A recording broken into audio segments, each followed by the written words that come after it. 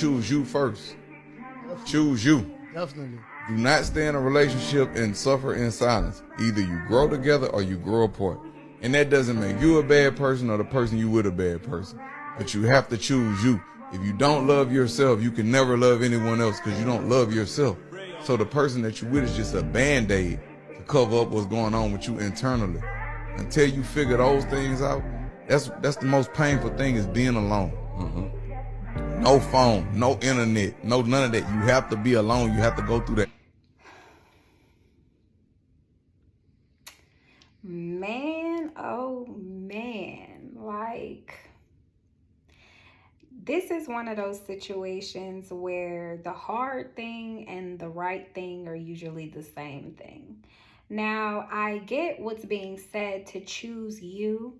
I take that to mean put yourself first. And I agree with that, because you in your optimum health and your optimum happiness is what's going to be the best thing for the people around you. It's not going to be you and your brokenness, you and your doubt, you and your lack of self-worth. So I agree 100% that you should put yourself first. But when you're in relationship, romantic relationship, friendships, it's very possible you will grow together or grow apart. And I definitely agree. Suffering in silence doesn't do anything for anybody. And this is where it gets a little confusing, because sometimes you will, what people like to say, choose your battles. And I get the logic behind that, but I also get a couple of things.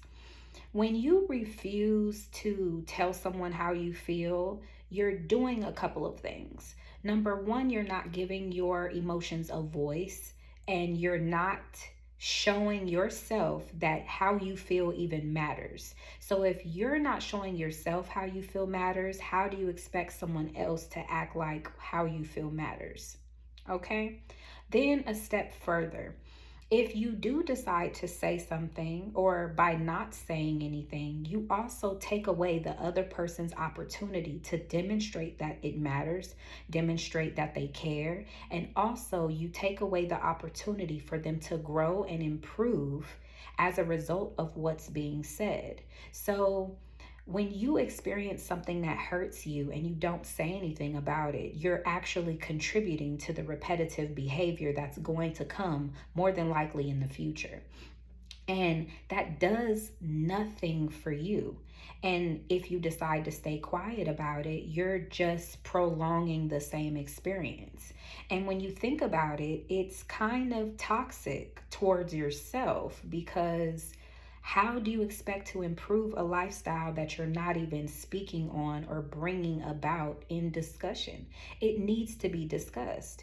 And then you tell yourself you're choosing your battles, and that sounds all well and good, but what type of relationship or dynamic do you actually want to be in, where your voice is not relevant, where you have talked yourself into not speaking about what bothers you because you're worried about an argument, you're worried about possibly breaking up, you're worried about all of these things that are actually inevitably going to happen anyway, because the silence is not doing you any good. You're still suffering, and if you're still suffering, you're still manifesting suffering behavior, suffering energy, and you're contaminating everything around you and then calling it choosing your battles. We have to do better than that. And you're not looking out for your health, because stress is starting to eat away at you. Depression is starting to eat away at you. And all this ultimately because you didn't want to end up in a situation that you have actually just customized specifically for yourself.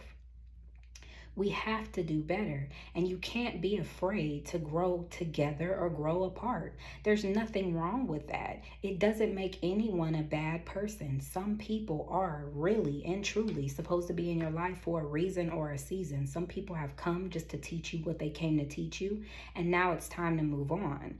And you losing that does not mean that you were less than or not up to the task in any way. It just means that you were supposed to learn this thing and take that with you to learn other things in life. You don't have to make it the worst possible scenario in all things. look at everything being for your good and for your betterment.